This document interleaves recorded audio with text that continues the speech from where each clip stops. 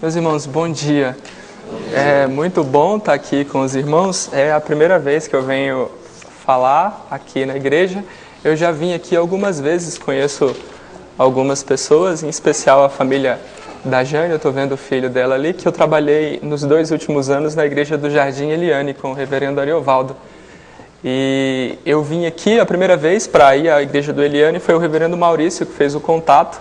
E ano passado o seminário esteve aqui para fazer um trabalho de evangelismo. Então foram as 2 vezes que eu estive aqui na igreja. Eu vou me apresentar rápido. Eu sou Felipe. A minha vida é um pouco corrida porque eu nasci aqui em São Paulo, mas fui criança para a Bahia. Os meus pais são nordestinos. Meu pai é cearense e a minha mãe é baiana. É confusa a minha família. Eu nasci aqui, meu pai é cearense, minha mãe é baiana. Eu fui para a Bahia com 6 anos, fiquei lá até os 17. Fui morar no norte de Minas, em Montes Claros. Lá eu estudei no seminário da Missão Amém. Eu pensava seguir a carreira missionária, depois acabei mudando de ideia. No futuro eu ainda penso, se possível. E lá eu conheci minha esposa, a Carla. Nós nos casamos, eu voltei para a Bahia. Na verdade eu fui noivo para a Bahia, depois me casei, fiquei 1 ano com ela lá. Aí nós nos mudamos para Montes Claros, ficamos 1 ano em Montes Claros e viemos para São Paulo. E aqui a gente já está na 3ª casa, a gente muda igual... Se eu não me engano, depois que a gente se casou, cada ano a gente morou num lugar diferente. Vai ser a primeira vez que a gente vai ficar 2 anos num lugar. Minha mulher tá igual cigana, né? Não casou com cigano não, casou com baiano, mas a vida da gente é bem corrida. Então, mas de fato, irmãos, é um prazer estar aqui com vocês essa manhã. Depois de me apresentar brevemente, vou pedir que os irmãos abram a Bíblia na carta aos Filipenses, no capítulo 3. Eu vou fazer uma exposição do verso 1 até o verso 11. Filipenses, capítulo 3, do verso 1 até o verso 11. Eu não vou ler os 11 versos, eu gostaria de terminar o capítulo inteiro, mas é provável que eu não consiga fazê-lo. Talvez até o 11 eu consiga chegar. Eu vou lendo à medida que eu vou tratando com os irmãos acerca do assunto específico de cada versículo, eu vou lendo o versículo e fazendo exposição. Os irmãos podem abrir então em Filipenses capítulo 3. Antes de começar a exposição do capítulo, eu vou dizer algumas coisas para os irmãos acerca dessa carta. Talvez os irmãos já tenham ouvido exposição dela, algumas informações. Eu vou talvez repetir algumas coisas, tratar de algumas novas de introdução, mas eu brevemente falar para os irmãos de alguns pontos introdutórios. Talvez o ponto mais importante dessa carta, para nós entendermos a carta, é entender o contexto em que Paulo estava. O apóstolo Paulo, quando escreveu essa carta, estava preso. Esta é uma das chamadas epístolas de prisão, ou cartas de prisão. Paulo estava preso quando escreveu a carta. Há uma discussão acerca do local em que ele estava. A visão mais comum é de que Paulo estava preso em Roma. Há divergências, o ponto aqui não interessa. A grande questão é que o apóstolo Paulo estava preso quando escreveu essa carta aos Filipenses. Ele escreve a carta para agradecer presentes que os filipenses haviam mandado para ele, na verdade ofertas missionárias. Eles eram muito generosos. A gente sabe disso a partir de 2 aos Coríntios, capítulo 8, verso 2, quando Paulo cita as igrejas da Macedônia, e a cidade de Filipos era uma cidade que se localizava nessa região, e eles, apesar de pobres, Paulo diz lá em 2 aos Coríntios que eles eram profundamente pobres, eles eram uma igreja muito generosa. Na carta, os irmãos podem ver que eles ajudaram Paulo diversas vezes. O apóstolo Paulo diz no último capítulo que não uma vez, mas várias vezes, quando o apóstolo Paulo plantou a igreja de Filipos e foi para uma outra cidade já naquele momento, eles ajudaram o apóstolo Paulo e continuaram ajudando Paulo, e Paulo escreve essa carta para agradecer as ofertas que os filipenses haviam mandado para ele. Por estar preso, a igreja tinha preocupações com o apóstolo Paulo, então ele escreve também a carta para dar notícias da sua situação. Os cristãos de Filipos, talvez, estavam preocupados com a situação de Paulo. Paulo, no capítulo 1, a partir do verso 12, fala do progresso do Evangelho, citando aquilo. Talvez a igreja de Filipos estivesse preocupada por o seguinte: o maior plantador de igrejas da época e da história do cristianismo estava preso. A situação dos filipenses era, bom, se o apóstolo Paulo está preso, o evangelho agora vai estagnar, vai ficar parado. E o apóstolo Paulo escreve para dizer que não, as minhas cadeias contribuem para o progresso do evangelho e eu estou bem, apesar de conviver com um conflito. Eu não sei se vou continuar vivo ou se vou morrer. O ponto é que em tudo Deus será engrandecido em minha vida. Então o apóstolo Paulo escreve para dar notícias da situação do evangelho e de sua própria situação por estar preso. O assunto principal da carta, tendo em vista esse ponto fundamental, a prisão de Paulo e as notícias, o agradecimento e as notícias que ele envia, mas o ponto principal da carta aos filipenses, na verdade nós podemos arrumar aqui uma espécie de duplo assunto principal. São dois assuntos. O principal deles, esse não é comumente citado, mas de fato, se os irmãos depois derem uma lida na carta inteira, vão descobrir que Paulo fala muito de comunhão cristã, de unidade. Já no capítulo 1, ele fala disso, de que os filipenses deveriam lutar juntos pela fé evangélica. No capítulo 2, ele escreve um capítulo inteiro para falar de comunhão cristã, e ele cita lá o famoso exemplo do Senhor Jesus Cristo, que sendo em forma de Deus, não teve por usurpação ser igual a Deus, antes a si mesmo se esvaziou e se humilhou. E Paulo escreve aquele ponto para dizer que os irmãos deveriam viver unidos. E para viver unidos é preciso não ter em vista o que é propriamente seu, mas em primeiro lugar aquilo que é do outro. Porque se nós temos preocupação em primeiro lugar com as nossas próprias circunstâncias e não com a dos irmãos, não será possível haver comunhão na igreja. Então Paulo cita o exemplo de Cristo, que é o exemplo maior, e depois ele cita dois exemplos, o exemplo de Timóteo, isso no capítulo 2, a partir do verso 19, de quem Paulo diz o seguinte: eu não tenho ninguém como Timóteo que tenha em vista o que é dos outros. Então ele está citando a mesma questão do Senhor Jesus Cristo. Timóteo também era um exemplo de Cristo. E depois Paulo cita Epafrodito, que foi o responsável por levar a oferta dos filipenses até o apóstolo Paulo na prisão. E Epafrodito se submete até a uma situação em que ele poderia morrer, ele quase morreu, para suprir as carências dos filipenses. Então o ponto de Paulo é, para que haja comunhão na igreja, nós devemos nos preocupar com aquilo que é dos nossos irmãos em primeiro lugar, caso contrário não haverá unidade cristã. Se os irmãos depois olharem lá no capítulo 4, havia um problema, e as irmãs da SAF que perdoem a brincadeira, havia um problema na SAF da igreja. Duas irmãs, duas senhoras, chamadas de Evódia e de Sintique, estavam brigando pela primazia. Elas queriam ter a primazia na igreja. E o apóstolo Paulo escreve lá no capítulo 4, verso 2, de que elas deveriam pensar concordemente no Senhor. Então esse tema, comunhão cristã, é um tema muito fundamental na carta aos Filipenses, e talvez fosse a falta de comunhão fosse o principal problema que a igreja enfrentava. E embora esta seja uma carta muito cordial do apóstolo Paulo, algumas cartas Paulo é bem pesado. Aos Gálatas ele chama de insensato. Aos Coríntios ele diz que não pediu o dinheiro deles, de que eles achavam que já estavam reinando. Então Paulo é muito duro em algumas cartas. Nessa Paulo é muito bondoso, mas a igreja tinha um problema. E Paulo escreve a carta inteira elementos de unidade cristã, de comunhão. O outro ponto fundamental da carta é o tema da alegria cristã. Se os irmãos depois fizerem uma leitura rápida, procurando vocábulos relacionados à alegria, verbo regozijar, o verbo alegrar, vocês vão descobrir muito essa terminologia na carta. Só existe um livro do Novo Testamento que contém mais a palavra alegria do que a carta aos Filipenses, que é o Evangelho de Lucas. O Evangelho de Lucas tem 24 capítulos, a carta aos Filipenses tem 4, e fica parelho com o Evangelho de Lucas, a citação do vocábulo alegria e os correlatos. O ponto é que a alegria é um tema fundamental na carta, e no capítulo 3 que nós temos aqui, os irmãos vão descobrir como isso é importante.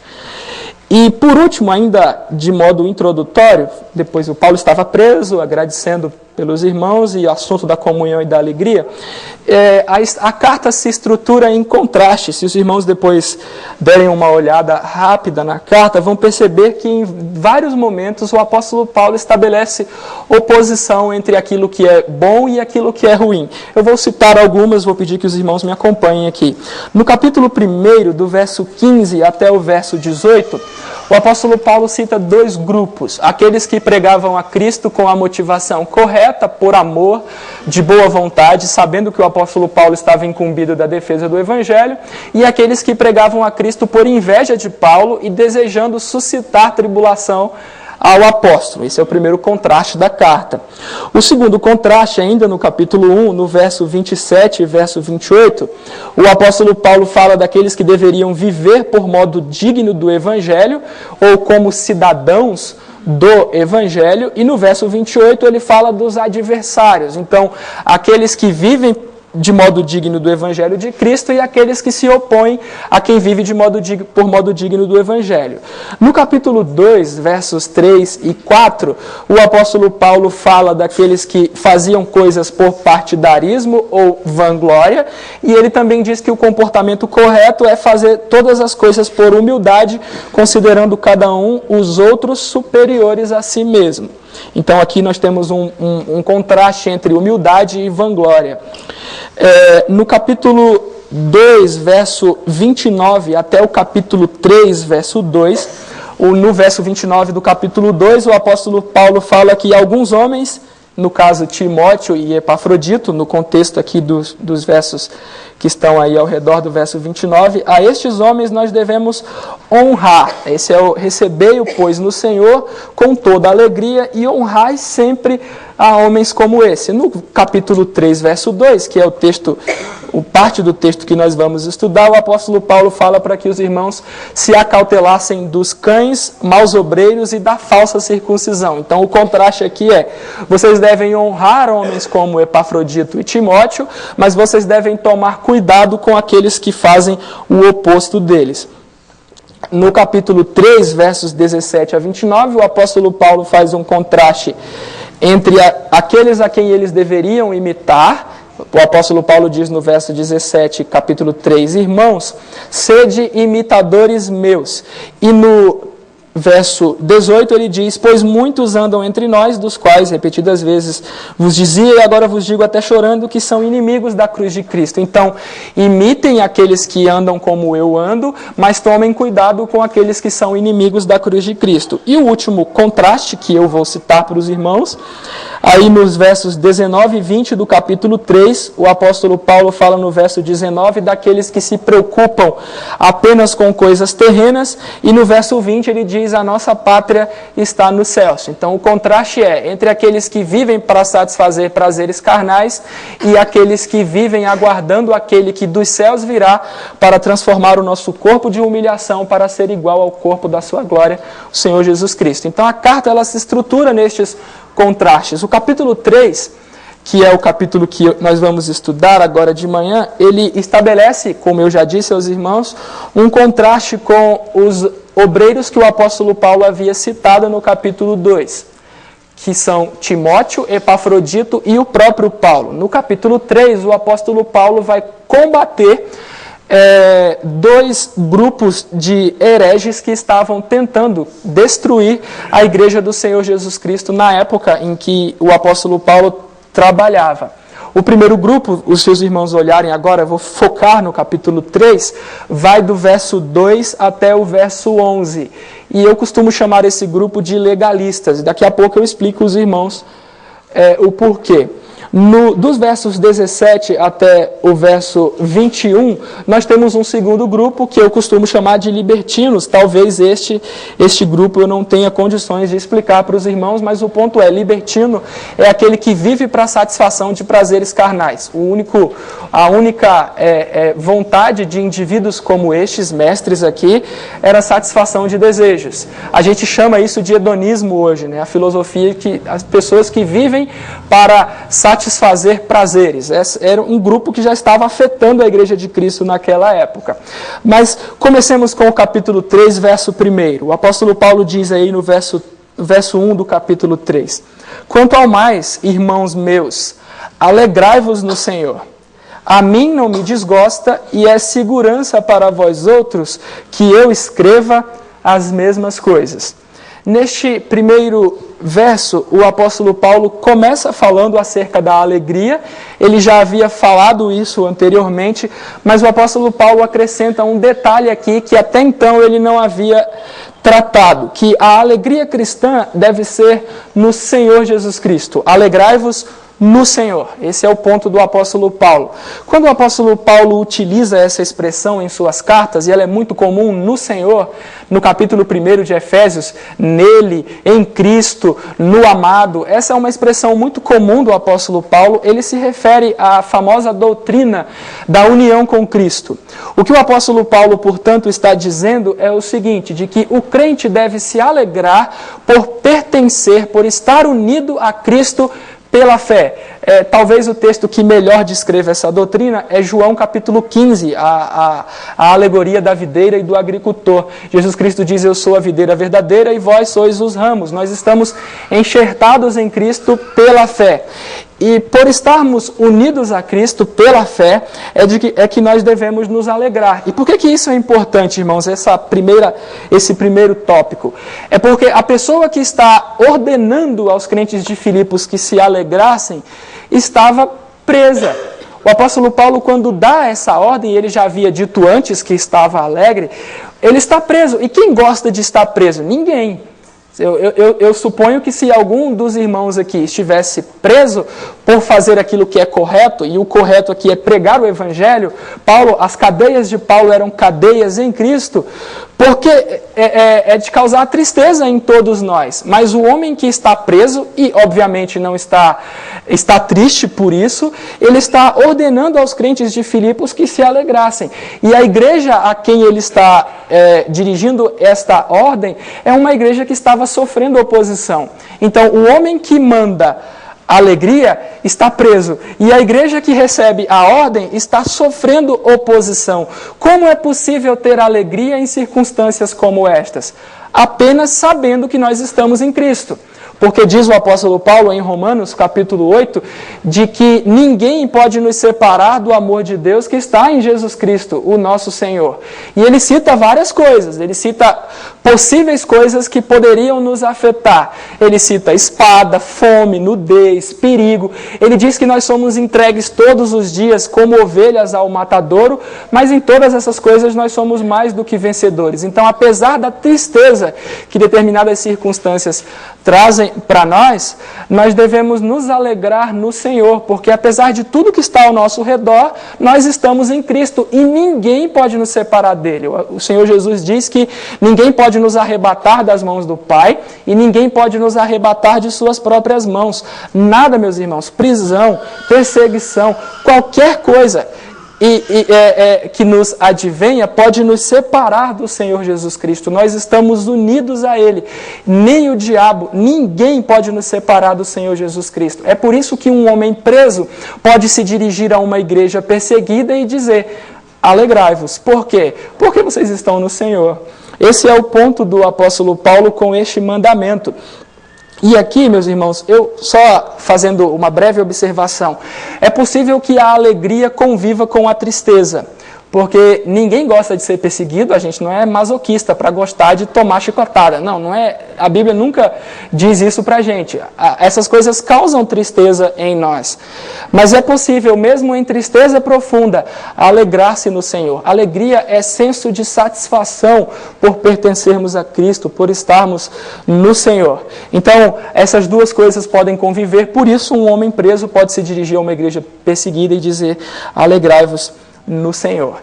Mas o ponto é o seguinte, meus irmãos, a alegria dos filipenses estava ameaçada, porque alguns homens estavam tentando diminuir o valor do Senhor Jesus Cristo. A partir do verso 2, o apóstolo Paulo vai fazer uma defesa vigorosa dos valores que o Senhor Jesus Cristo possui e dos valores que nós temos por pertencermos a Ele. O apóstolo Paulo termina o verso 1 dizendo o seguinte, a mim não me desgosta e é segurança para vós outros que eu escreva as mesmas coisas. aqui o apóstolo Paulo traz uma observação importante. É que nos nossos dias, via de regra, as pessoas falam em novidades. Os irmãos já devem ter ouvido isto. A igreja precisa inovar para que as coisas aconteçam de modo melhor, para que a igreja ganhe novos membros. Mas vejam, o apóstolo Paulo está dizendo aqui que não é desgostoso para ele e é segurança para os crentes que ele fale das mesmas coisas. E as mesmas coisas aqui são as coisas que o apóstolo Paulo havia falado quando ele esteve na cidade de Filipos plantando a igreja. O que o apóstolo Paulo... Qual era a pregação do apóstolo Paulo? Ele fala isso no livro de Atos, em sua defesa diante dos líderes da nação, de que ele pregava o evangelho da justificação. O apóstolo Paulo pregou o evangelho lá para os crentes de Filipos, e quando ele escreve uma carta, os filipenses deviam pensar, agora o apóstolo Paulo vai trazer uma novidade doutrinária. E o apóstolo Paulo diz, não, eu vou falar sobre a mesma coisa, isso não é desgostoso para mim, e isso é segurança para vocês. Por que isso é importante para nós? Porque talvez nós pensemos o seguinte, depois que nós nos convertemos, nós não precisamos mais do evangelho. Pelo contrário, nós devemos ouvir o evangelho sempre e sempre. O evangelho não é só para não convertidos. O evangelho é a nossa sustentação. Nós precisamos ouvi-lo constantemente acerca do Senhor Jesus Cristo, acerca dos seus valores, acerca do fato de que nós não conquistamos a nossa salvação. É isso que o apóstolo Paulo vai defender. Depois que nós nos tornamos crentes, depois que nós somos transformados por Deus, nós corremos o risco de encontrarmos valores em nós que nós não possuímos, de fazermos distinção, eu sou bom porque eu estou na igreja, porque eu não sou como aqueles miseráveis que não fazem parte da igreja. É por isso que nós precisamos ouvir constantemente as mesmas coisas. Isso é segurança para nós. Acerca do nosso pecado? Também. E dos valores de Cristo. Na verdade, as virtudes de Cristo, elas brilham mais quando o nosso pecado é colocado como pano de fundo. Nós somos tão terríveis e diante da nossa sujeira, as virtudes de Cristo brilham com maior perfeição. Eu li uma frase no livro agora, achei ele até compartilhei com ela, muito importante. A frase diz assim, enquanto o pecado não for amargo, Cristo não será doce. Essa será uma frase muito boa a partir do verso 7. Eu não conhecia a frase, mas combina com o verso 7. Isso, depois o irmão vai repeti-la, tá bom? Então, a partir do verso 2, o apóstolo Paulo especificamente começa a combater um grupo. Ele diz, acautelai-vos dos cães, acautelai-vos dos maus obreiros, acautelai-vos da falsa circuncisão. Talvez a gente pense que o apóstolo Paulo está falando de 3 grupos aqui, não, é um grupo só, e ele cita 3 características desse grupo. Ele os chama de cães, obreiros e falsa circuncisão. O verbo aqui é acautelai-vos. Eu escutei essa em Montes Claros, agora nas férias, na reunião do presbitério. Eu não conhecia, talvez os irmãos conheçam. É que cautela e canja de galinha não fazem mal a ninguém. O apóstolo Paulo está orientando aos crentes de Filipos, tenham cautela. Tomem cuidado, porque determinados líderes estão tentando perverter a sã doutrina, o reto caminho do Evangelho. E o apóstolo Paulo chama este grupo por 3 nomes. Primeiro, ele refere-se a ele como cães. Eu não sei se os irmãos já observaram ou já ouviram falar disso. Cão aqui não é o cão dos infernos, talvez os irmãos pensem isso. Não é o diabo aqui, não. Cão é uma expressão judaica para se referir a quem não era judeu. Os judeus se referiam aos gentios como cães. Essa era a maneira. O cão, para um judeu, é um animal imundo, impuro, que se alimenta de qualquer sujeira, se bem que cachorro aqui no Brasil não está assim. Mas para eles era isso que um cachorro era. E os judeus se referiam a quem não era do povo de Deus, da comunidade da aliança, de cães. E o apóstolo Paulo agora inverte a situação. Olha, vocês chamam os gentios de cães, mas quem são os cães? São vocês. Vocês é que não fazem parte do povo de Deus. Vocês que desprezam aqueles que não são judeus. Vocês que desprezam aqueles que não são do nosso sangue. É que são os não pertencentes à comunidade da aliança. Então o apóstolo Paulo começa chamando esses líderes de cães, e com isso ele quer dizer, estas pessoas não fazem parte do povo de Deus. Ele continua chamando-os de maus obreiros. E isso é importante porque essas pessoas faziam um trabalho, mas era um trabalho muito ruim. Por quê? Porque se você perverte o evangelho, e Paulo descreve isso melhor na carta aos Gálatas,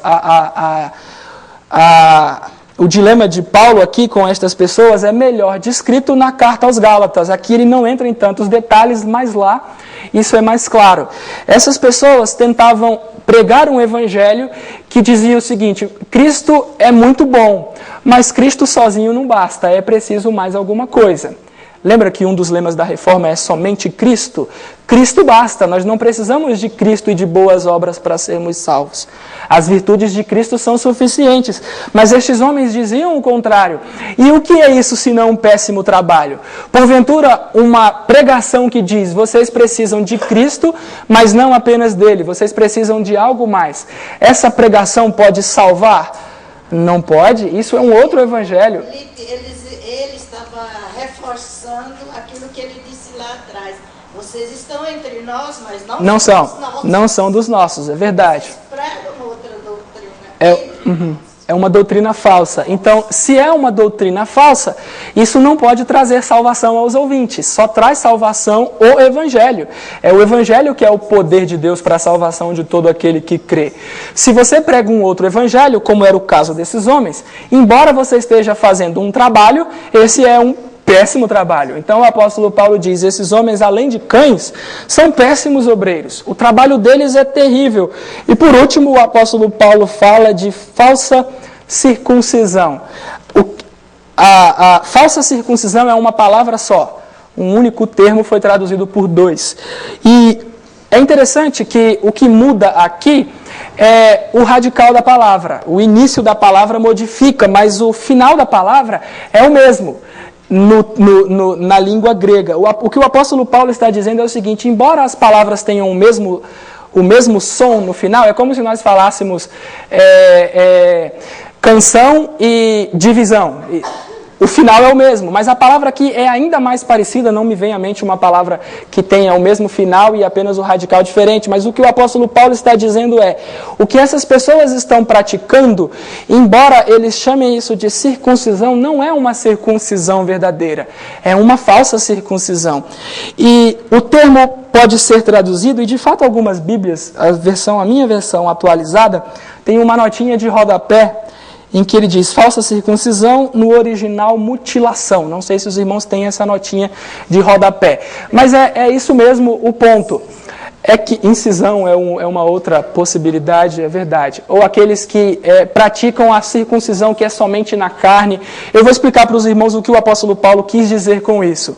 O rito da circuncisão era o sinal externo de que uma pessoa fazia parte do povo de Deus. Então, todo judeu, ao 8º dia, macho, e as mulheres eram representadas ou por seu pai ou por seu marido, mas o homem, quando nascia, no 8º dia, deveria ser circuncidado. E quando ele era circuncidado para demonstrar, esse daqui faz parte do povo de Deus. Mas já no Antigo Testamento, havia uma relação entre o rito físico, o sinal externo e algo que é chamado de graça interna, que é a regeneração.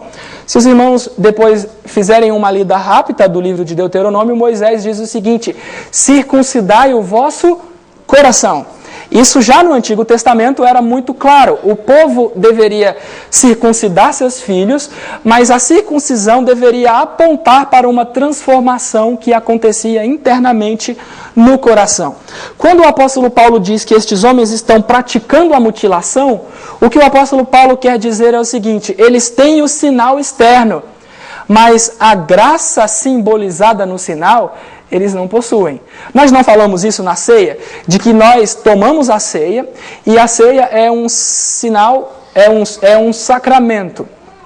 ela representa uma graça invisível. É um sinal externo que aponta para uma graça interna, ou um sinal visível que aponta para uma graça invisível. Nós não dizemos que se uma pessoa toma sem fé, apesar de ter o elemento externo, ele não recebe a graça representada? Nós não falamos isso? Sem fé a gente pode até tomar a ceia, mas não interessa, a gente pegou o elemento externo, visível, mas nós não recebemos a graça interna, porque esta graça é recebida pela fé. Assim como nós saboreamos, experimentamos o vinho e o pão, quando nós temos fé, nós recebemos os benefícios da morte, do corpo e do sangue do Senhor Jesus Cristo. Mas se nós participarmos sem fé, nós recebemos o elemento visível, mas não a graça invisível. Isso é falsa circuncisão. É você receber o elemento externo, o corte do prepúcio, mas não ter no coração a graça que aquele elemento simbolizava. Então, estes homens, eles se mutilavam, mas eles não eram regenerados. Esse é o ponto do apóstolo Paulo. Eles são cães, eles não fazem parte do povo da aliança, eles são maus obreiros e eles se mutilam. E por que isso é mutilação? Porque eles não recebem a graça representada pelo rito. Aliás, o rito da circuncisão, nessa época, já tinha sido substituído pelo batismo. Então, depois de falar, tenham cautela com estes grupos, o apóstolo Paulo fala o seguinte: eles são falsa circuncisão. Porque nós, verso 3, porque nós é que somos a circuncisão. Nós que adoramos a Deus no Espírito e nos gloriamos em Cristo Jesus e não confiamos na carne. O que o apóstolo Paulo está dizendo é que na nova administração da aliança, que o Novo Testamento chama de fato de nova aliança, o rito da circuncisão não é o elemento distintivo de que nós pertencemos à comunidade da aliança. O apóstolo Paulo diz: nós é que somos a circuncisão, independente do fato de termos ou não a circuncisão física. Esse é o ponto do apóstolo Paulo. O verdadeiro povo de Deus são aqueles que se gloriam no Senhor Jesus Cristo e que não depositam a sua confiança na carne. Então o apóstolo Paulo diz: tomem cuidado com estes que dizem que vocês não são povo de Deus, que vocês são cães. Eles é que são cães. Tá bom. Obrigado. Eles é que são cães. Nós é que somos o povo de Deus, independente da nossa raça. Na nova aliança, já na antiga isso era possível, mas na nova aliança, com muito mais clareza, com muito maior evidência, a comunidade do pacto é formada por judeus e gentios. A nossa confissão de fé fala isso de modo muito claro, de que na nova dispensação do pacto, o pacto é administrado com maior clareza, maior evidência e maior plenitude, não apenas para os judeus, mas também para os gentios. Então o apóstolo Paulo está dizendo: vocês não precisam se circuncidar para serem da comunidade da aliança. Nós somos a circuncisão. E o apóstolo Paulo diz duas coisas. Na verdade, três, mas duas significam uma só. Nós somos a circuncisão, e diz: nós que adoramos a Deus no Espírito, ou pelo Espírito, nós temos o Espírito de Deus, e por isso adoramos a Deus. Nós nos gloriamos em Cristo Jesus e não confiamos na carne. Essas duas últimas expressões significam uma coisa só. Deixe-me explicar o que significa carne nesse texto. Carne no Novo Testamento tem significados variados. Em alguns locais significa natureza pecaminosa. Em Gálatas, por exemplo, os frutos da carne e os frutos do Espírito. Ali a ideia é: existe um comportamento que é adequado com a palavra de Deus, fruto do Espírito, melhor dizendo, e existe um comportamento que está em oposição a Deus, e estes são os frutos da carne. Então, carne pode significar a natureza pecaminosa que está em oposição a Deus. Carne também pode significar corpo humano. Lá na primeira epístola de João, nos é dito que aquele que não confessa que Jesus Cristo veio em carne, carne ali é aquele que Jesus Cristo veio em corpo. Nesse texto, nenhum destes dois significados estão presentes. O significado de carne aqui é de boas obras. Talvez essa seja a melhor terminologia para nós entendermos aqui. Não confiar na carne é não confiar que boas obras podem nos salvar. Esse é o ponto do apóstolo Paulo. E por que eu digo que ele diz uma coisa com duas expressões? Porque não confiar na carne é a maneira negativa de dizer algo, nos gloriamos em Cristo. A mesma coisa, eu não confio na carne, ou seja, eu me glorio em Cristo, ou eu confio em Cristo. Eu não confio nos meus méritos para ser salvo. Eu confio nos méritos de Cristo para alcançar a minha salvação. Esse é o ponto de Paulo. O verdadeiro membro do povo de Deus, que adora a Deus pelo Espírito, não confia nas suas boas obras. Ele confia naquilo que Cristo fez por ele. Para este grupo de legalistas que atrapalhavam a igreja, 3 coisas eram fundamentais. Paulo chama isso de obras da lei na carta aos Gálatas. O calendário judaico, essas 3 coisas eram fundamentais, é isso que significa obras da lei na carta aos Gálatas, depois se os irmãos quiserem dar uma olhada. Era a seguir o calendário judaico, as festas judaicas, aquela coisa toda que os irmãos encontram no Antigo Testamento. A dieta judaica, pode comer isso, pode não comer aquilo. Lembram que Pedro, na cidade de Antioquia, caiu nesse equívoco, ele se apartou dos irmãos para não comer as coisas que os irmãos comiam. E a terceira coisa, e mais importante, era a circuncisão. E Paulo cita a circuncisão aqui. É o único ponto que ele cita nesse texto.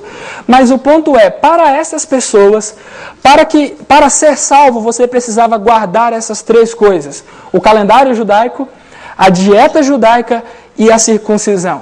E principalmente a circuncisão. Lá no capítulo 15 de Atos, lá nos primeiros versos, um grupo dos convertidos lá, que eram dos fariseus, diziam o seguinte: se vocês não se circuncidarem e guardarem a lei de Moisés, de modo nenhum vocês serão salvos. Os irmãos podem ler depois em Gálatas, em Atos capítulo 15.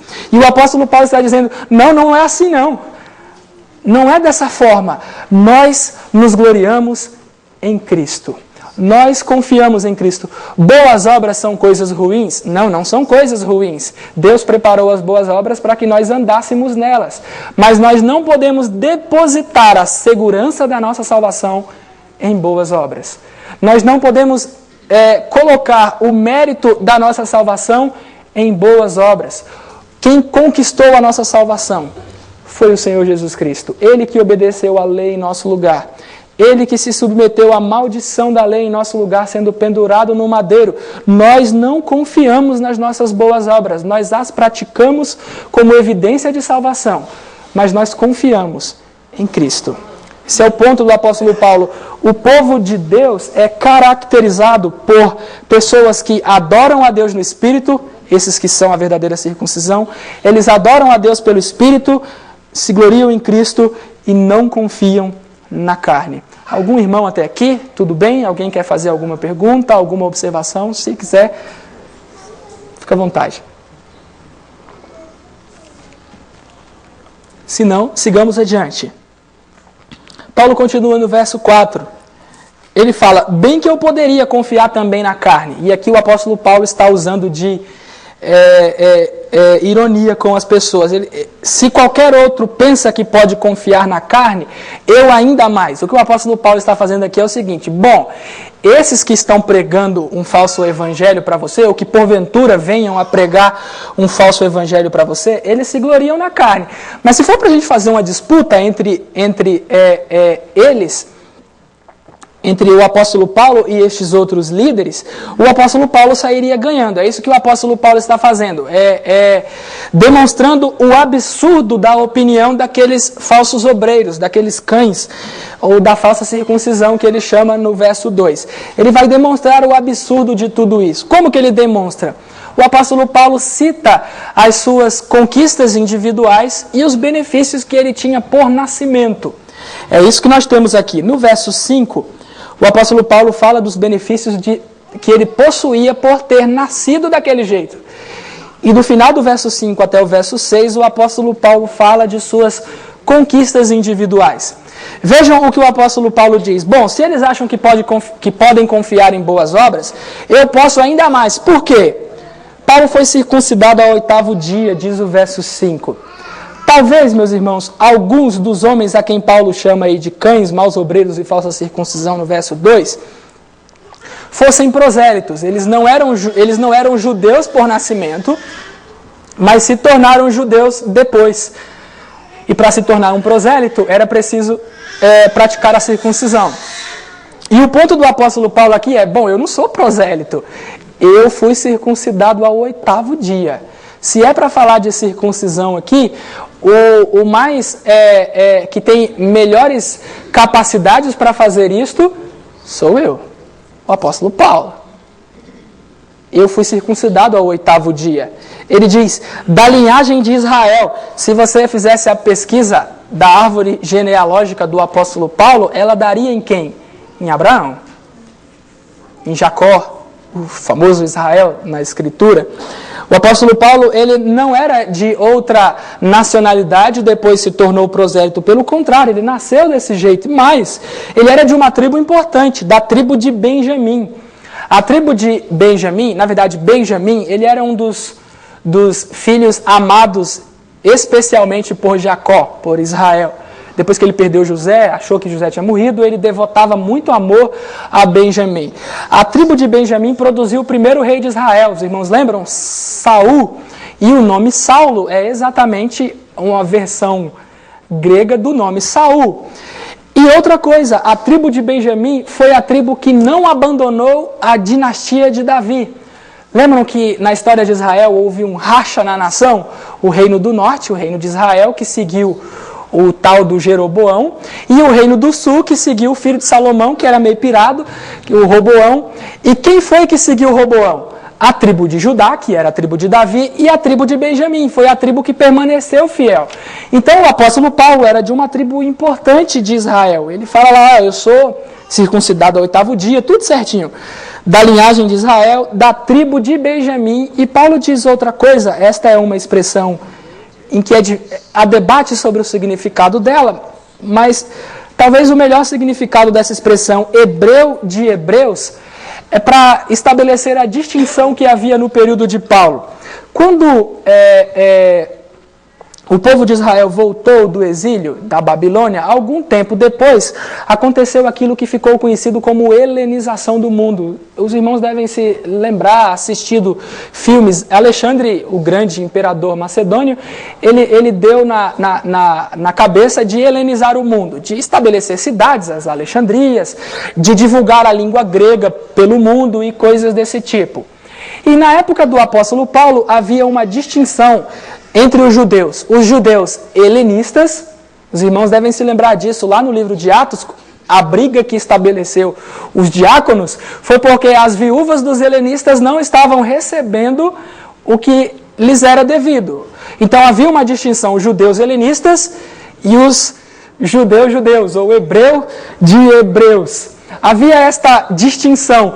E os judeus mais rigorosos, que preservaram a cultura e a língua hebraica, eles se sentiam mais especiais do que os outros, porque os outros hebreus, alguns perderam contato com o hebraico, esqueceram aspectos da cultura hebraica e só falavam grego.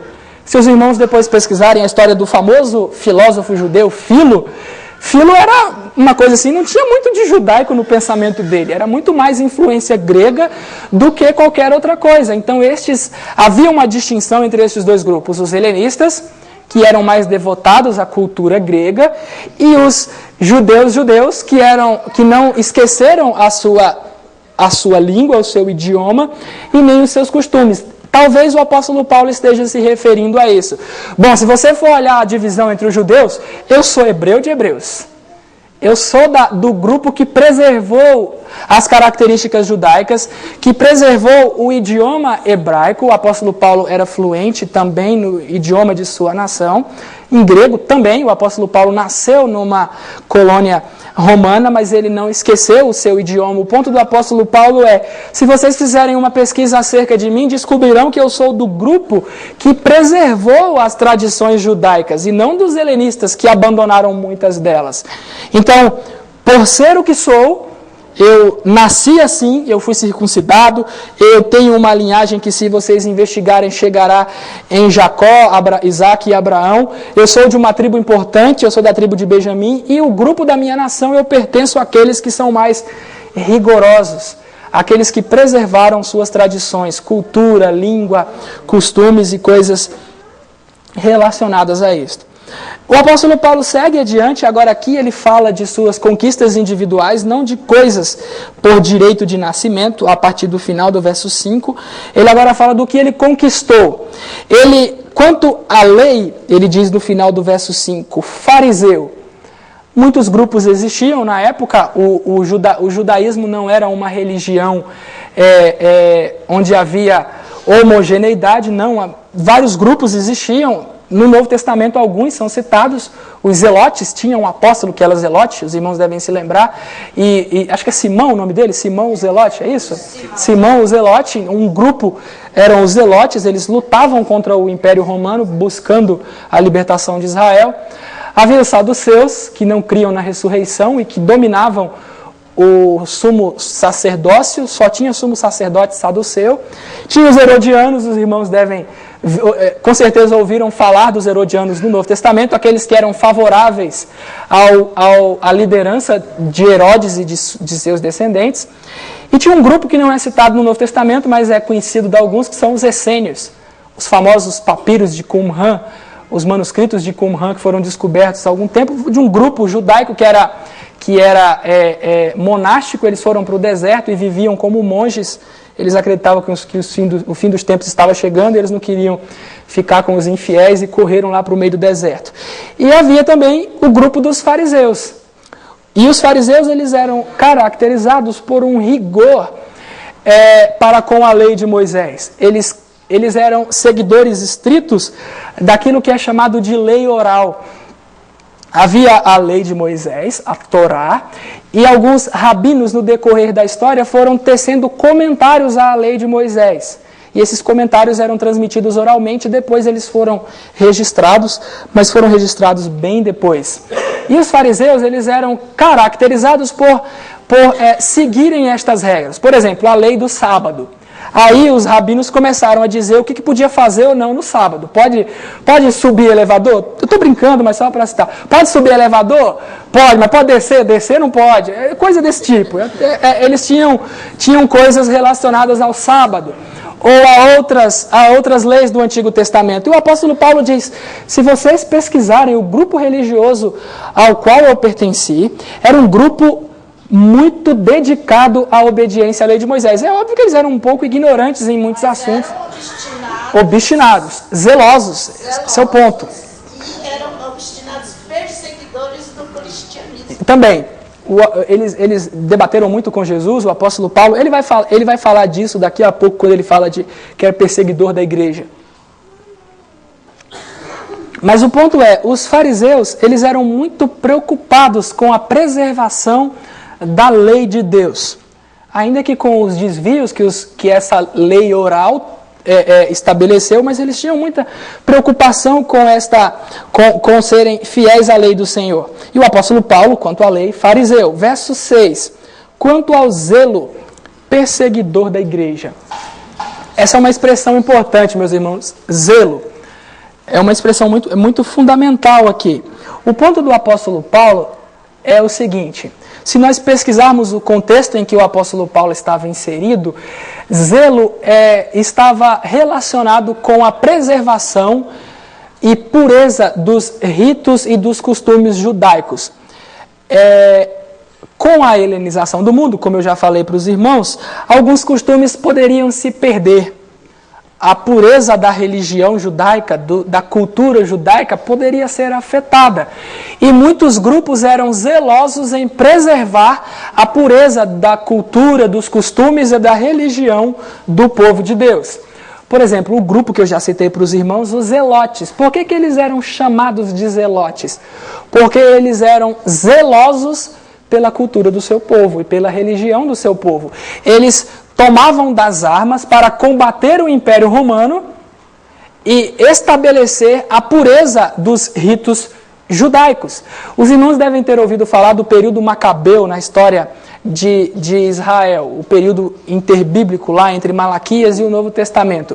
Os macabeus, alguns dos macabeus, eles eram chamados de zelosos também, porque eles desejavam preservar a cultura de seu próprio povo, a religião de seu próprio povo. Eles lutaram, em determinado momento eles conseguiram estabelecer a independência de Israel, mas o ponto é, eles eram zelosos. Eles eram zelosos. O apóstolo Paulo está dizendo, olha, eu também era zeloso das questões relacionadas à cultura e religião do meu povo. Eu não peguei em armas, mas eu fiz algo que demonstrou o meu zelo pela pureza da religião e da cultura do meu povo. Eu persegui a igreja.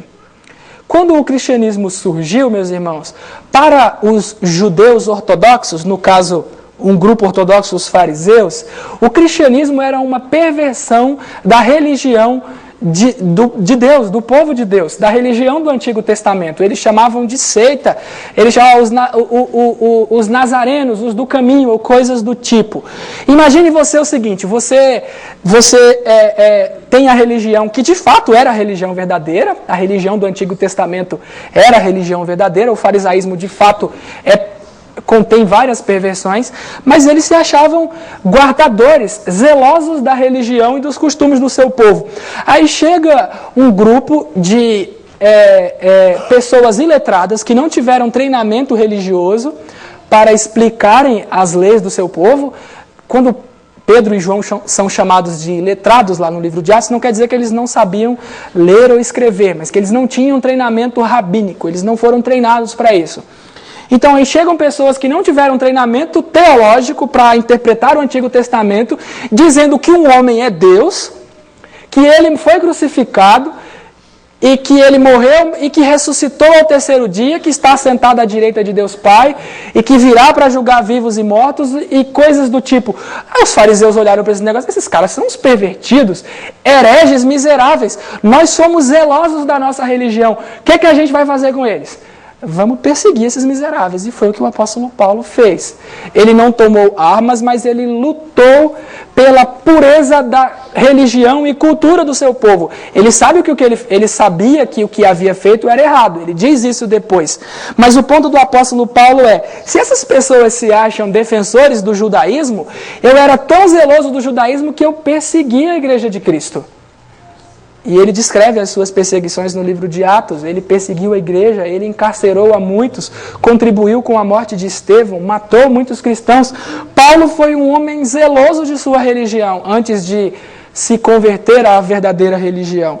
O ponto do apóstolo Paulo é, estes homens que estão tentando perverter o evangelho, restaurando uma falsa religião, que é o judaísmo, eles não sabem, se eles quiserem confiar na carne, vamos fazer uma comparação aqui entre os nossos currículos.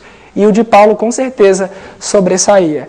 Circuncidado ao 8º dia, da linhagem de Israel, da tribo de Benjamim, hebreu de hebreus, quanto à lei fariseu, quanto ao zelo, perseguidor da igreja. E uma última coisa que o apóstolo Paulo diz, quanto à justiça que há na lei, irrepreensível. Aqui, irrepreensível não é sinônimo de impecável, mas o que Paulo quer dizer é que o seu comportamento era um comportamento íntegro, honesto, em conformidade com a lei que ele prezava. O apóstolo Paulo está dizendo, eu fui um homem íntegro. Desculpe?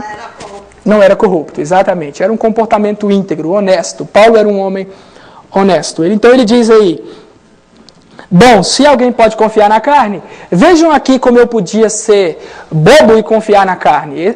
O apóstolo Paulo não está falando isso para se gloriar. O apóstolo Paulo, conforme a leitura do verso 7 adiante, está falando isso para demonstrar que seria tolo se confiasse nisso. Seria tolo se confiasse nisso porque existe alguém que é superior a tudo isso que o apóstolo Paulo citou, que é o Senhor Jesus Cristo. É isso que o apóstolo Paulo vai dizer no verso 6. O apóstolo Paulo está mostrando o absurdo que é confiar na carne. É absurdo. Ele poderia, se fosse possível, confiar na carne. Mas se para o apóstolo Paulo isso era um absurdo, quanto mais para aqueles homens, a quem ele chama de cães, quanto mais para eles. Aí o apóstolo Paulo vai dizer no verso 7, mas o que para mim era lucro, isto considerei perda por causa de Cristo. E lá no finalzinho do verso 8, ele fala para ganhar a Cristo. Eu sempre faço a leitura do verso 7, do finalzinho do verso 8, para dizer o seguinte, que lucro no verso 7 da mesma raiz do verbo ganhar no verso 8. O que o apóstolo Paulo, portanto, está dizendo é o seguinte: o que para mim era ganho, eu considerei perda para ganhar aquilo que de fato tem valor. E o que Paulo quer dizer com isso? Tem um autor reformado, talvez os irmãos conheçam, ele é batista, não é presbiteriano, ele é dos Estados Unidos, o John Piper. No livro mais importante dele, pelo menos o livro mais conhecido, ou o livro principal, é o Em Busca de Deus. É o livro lá em que ele estabelece a sua teologia, as suas descobertas teológicas. E lá, numa das partes, eu não me lembro qual capítulo, não consultei também, ele diz o seguinte, citando um autor do século XVIII, se eu não me engano, 18 ou 19, de que a natureza humana tem uma tendência. Ela só abandona uma coisa que ela gosta bastante se encontrar outra coisa que tenha valor maior. Igual criança. Se você tem uma criança que ela está com um brinquedo e ela não larga aquele brinquedo, ela só vai largar aquele brinquedo quando ela encontrar um brinquedo que ela deseje mais. Caso contrário, ela não vai abandonar aquele. Assim é a natureza humana. Nós temos uma tendência de só abandonar algo quando nós encontramos algo mais precioso. E o que o apóstolo Paulo está dizendo aí nos versos 7 e 8? Que ele abandonou algo muito valioso para ele. Ou os irmãos acham que para Paulo não era valioso ser circuncidado ao 8º dia, pertencer à linhagem do povo do pacto, ser de uma tribo importante, ser um hebreu que preservava as tradições do seu povo? Você acha que não era importante para Paulo ser fariseu, tão zeloso a ponto de perseguir a igreja e ser um homem honesto? Essas coisas eram valiosas para o apóstolo Paulo. Como que Paulo abriu mão delas? Como que Paulo as considerou nada no que diz respeito a trazer salvação?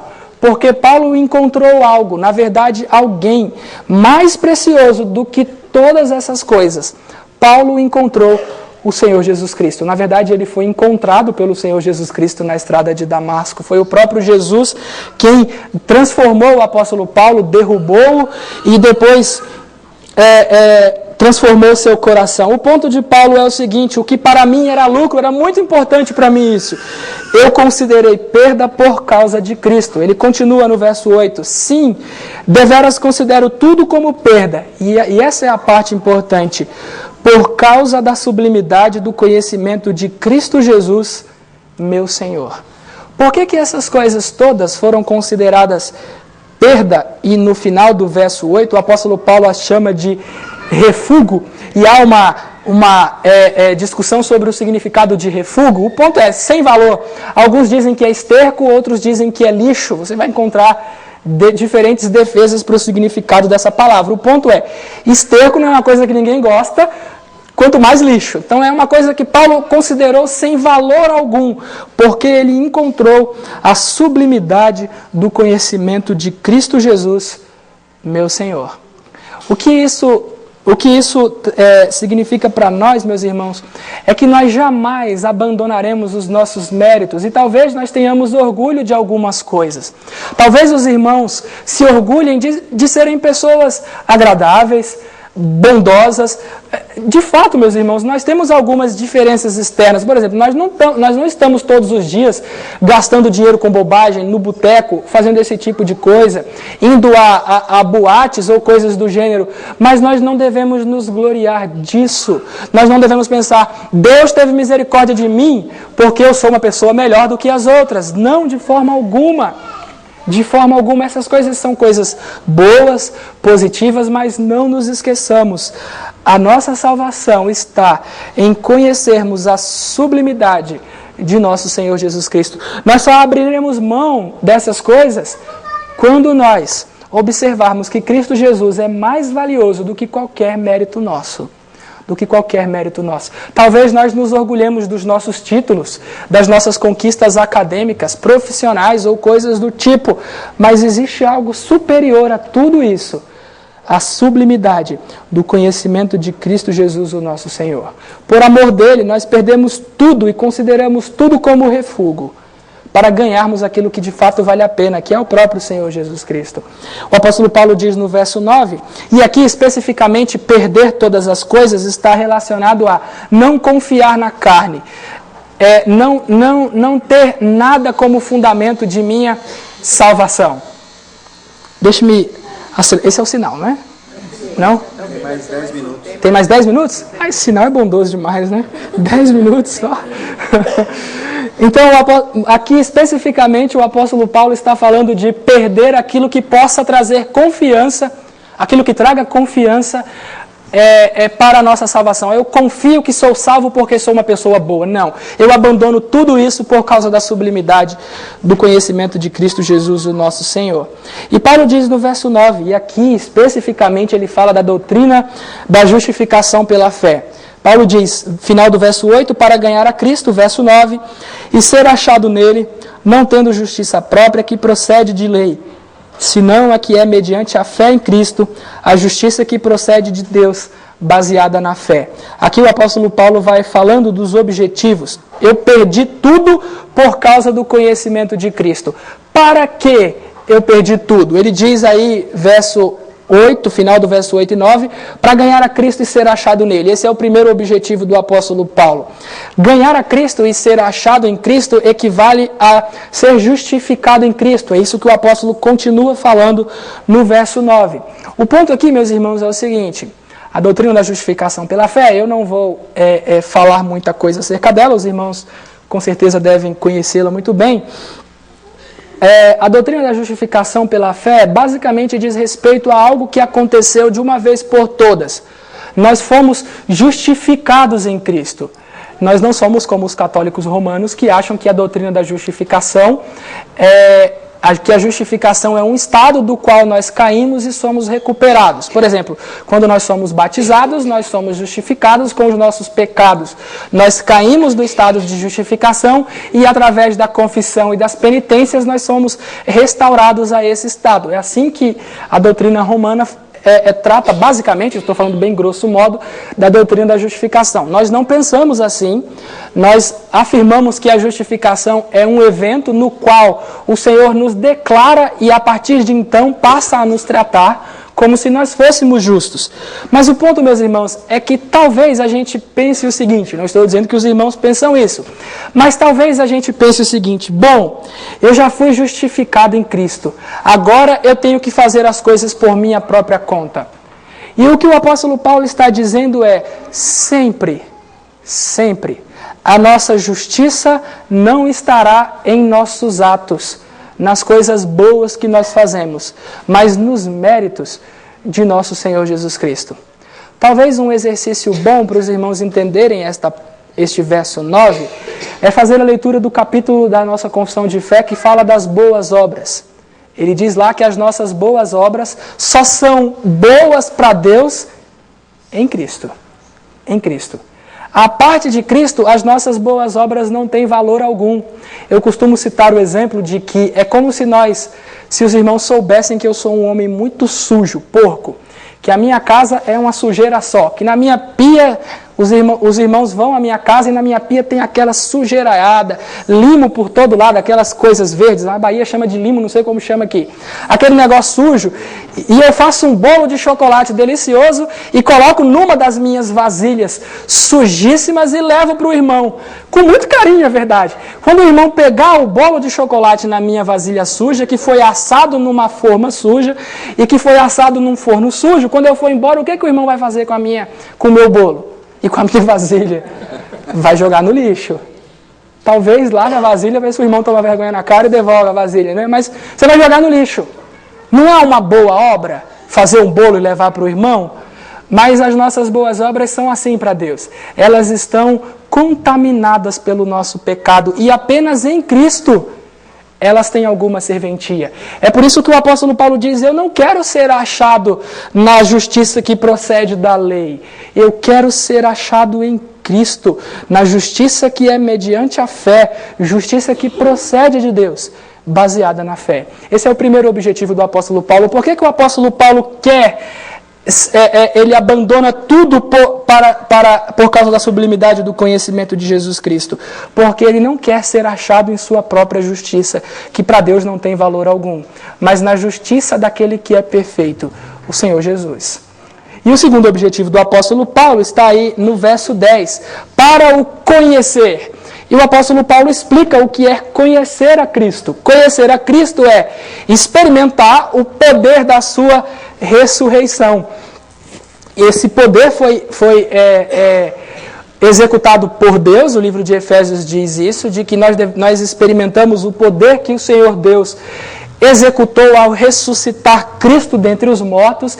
Esse poder poderoso, é isso que o apóstolo Paulo fala. Quando o apóstolo Paulo fala do poder de Deus, ele sempre cita outras expressões, segundo a eficácia da força do seu poder. Isso é poder poderoso. Eu estou brincando com os irmãos, mas é que o apóstolo Paulo, o que ele quer dizer com isso em suas cartas é que não existe uma palavra em nosso idioma capaz de descrever a força, a magnificência do poder de Deus. O poder de Deus é muito poderoso. E esse poder que ele executou na ressurreição de Cristo é o poder que atua em nós. E nós, ao abandonarmos a confiança na nossa carne, por causa da sublimidade do conhecimento de Jesus Cristo, queremos experimentar em nós mesmos. O objetivo é experimentar em nossa vida o poder que ressuscitou a Cristo dentre os mortos, o poder que nos santifica, o poder que um dia nós temos essa promessa, há de transformar o nosso corpo humilhado em semelhança do corpo glorificado do Senhor Jesus Cristo. Então Paulo quer experimentar o poder da ressurreição, o poder que santifica e o poder que no futuro transformará nosso corpo, nos ressuscitará. Paulo diz mais, Paulo quer conhecer a comunhão dos sofrimentos do Senhor Jesus Cristo. Talvez essa seja a parte mais difícil do texto, comunhão dos sofrimentos. O apóstolo Paulo está dizendo, eu abandonei estas coisas que me davam status. Imagine Paulo entre o seu povo, um homem super inteligente, o mais capaz de sua geração. Agora ele abandona tudo por causa de Cristo. E o que significa o conhecimento de Cristo? Sofrimento. Isso parece assustador para nós. Mas o ponto, meus irmãos, é que o apóstolo Paulo diz a Timóteo de que todos aqueles que querem viver piedosamente padecerão perseguições. Todos nós, meus irmãos, talvez não perseguição física, aqui no nosso caso, por enquanto. Nós não somos perseguidos fisicamente, até agora. Mas nós sofremos perseguição ideológica ou não sofremos? Quer ver uma coisa? Os jovens da igreja que devem conservar-se puro para o casamento, que devem preservar a castidade, que devem permanecer virgens até que se casem. Se você chega na escola e fala, eu sou virgem e vou permanecer virgem até o casamento, o que vão fazer com você? Mas vão tirar uma chacota com a sua cara até não quererem mais. E outras coisas, por exemplo, você chega no meio acadêmico e diz, eu creio em Cristo. O povo na academia pode crer em tudo. Pode crer em tudo. Porque, desculpem meus irmãos, ciência envolve fé. Ou os irmãos acham, por exemplo, vou dar só um exemplo aqui, que já está acabando os meus 10 minutos já estão acabando. Uma pesquisa é feita com determinado medicamento em 2.000 pessoas. Quem garante que o medicamento vai servir nas demais pessoas da população? Quem garante que você não vai tomar o remédio e você vai ter aversão a um componente do remédio e você vai morrer? O que é isso?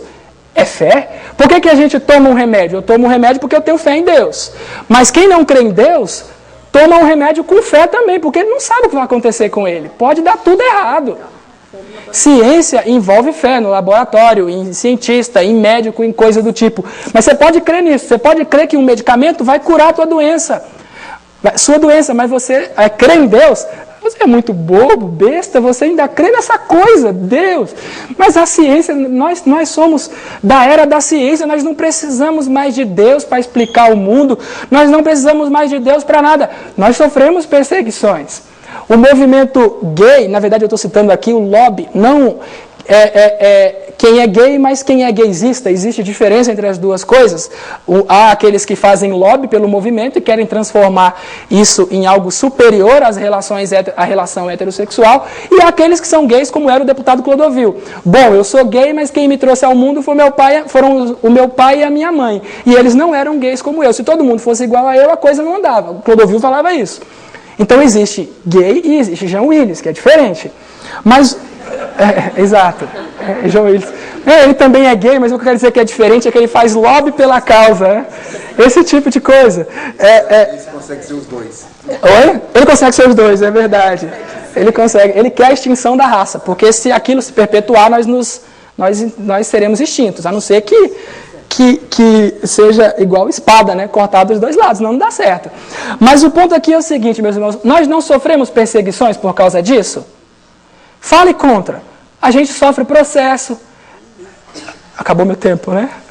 Mais 2 minutinhos. Ainda são 11h09, eu pensava que era 11h10. Até 11h20, o irmão está sendo bondoso comigo. Vejam bem uma coisa. Eu não sou a favor de muita coisa que o Marco Feliciano faz. Mas ele tem direito de expressar as coisas que diz e, em alguns aspectos, nós devemos concordar com ele. Lembram quando 2 homossexuais ficaram chacotando do deputado Marco Feliciano? O que aconteceu com os dois? Nada. Se fôssemos 2 heterossexuais chacotando, o que aconteceria conosco? Prisão.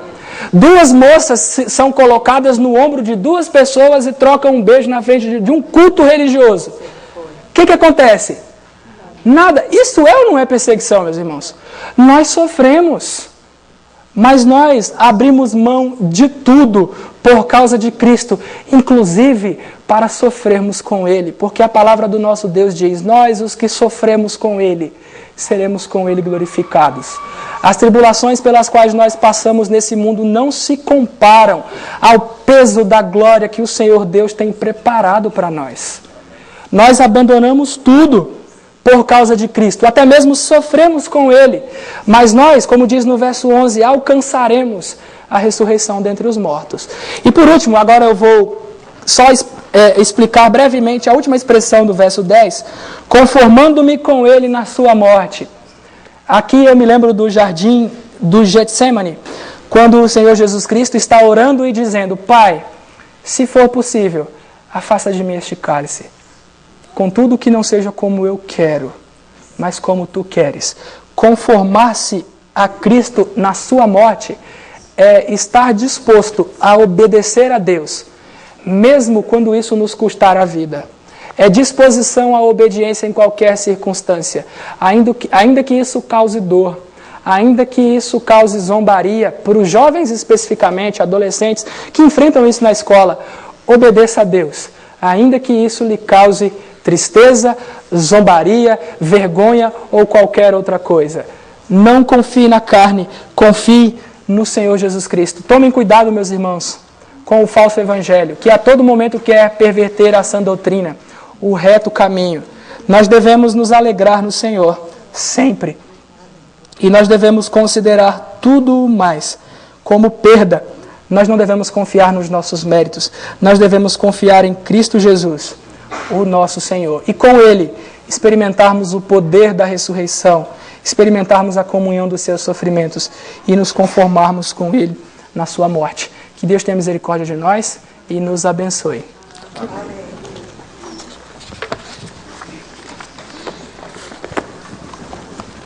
Deixa eu ver. Alguém tem alguma pergunta para fazer para o nosso irmão? Não? Nós queremos agradecer muito a Deus pela sua disposição em receber o convite, em nome da Escola Dominical, em nome da nossa igreja. Você leva nosso abraço à sua amada igreja. Que Deus abençoe muito seu ministério, a sua família. E convido os irmãos para o culto à noite, nos vermos, se Deus assim nos permitir. Vamos colocar em pé? Estarmos encerrando, agora sim, né? Encerrando a escola dominical. Vou convidar o presbítero Cláudio para vir à frente e fazer a sua oração. Convido a Carla que vem aqui também, até para a igreja conhecê-la.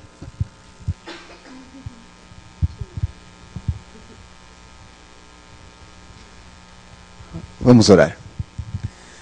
Senhor Deus, nós te agradecemos, ó Pai, por essa manhã que o Senhor nos concede de vida e te agradecemos, Deus, pela mensagem que o Senhor nos trouxe de compromisso contigo, de estarmos atentos, Senhor Deus, ao que o Senhor requer de nós e não a falsos ensinos, Senhor. Que o Senhor esteja nos capacitando, através do Teu Santo Espírito, a podermos viver de acordo com o Teu querer e vontade, Senhor. Assim te peço, abençoa-nos, guarda-nos e ajuda-nos. E te peço também nesse momento para estar com o seminarista Felipe, com sua esposa Carla. Que o Senhor esteja abençoando-os rica e poderosamente, Senhor, abençoando o seu relacionamento. Que eles possam, Pai, continuar sendo bênçãos ao Senhor, sendo instrumentos usados, Senhor, para propagar o Teu santo Evangelho. E a cada um de nós, Senhor Deus, eu te peço em nome de Jesus, que o Senhor esteja nos guardando neste restante de dia, ou neste dia, e preparando os nossos corações para logo mais ouvirmos a Tua palavra no culto em adoração ao Teu santo nome. Assim te peço em nome de Jesus, com perdão pelos meus pecados. Amém, Pai.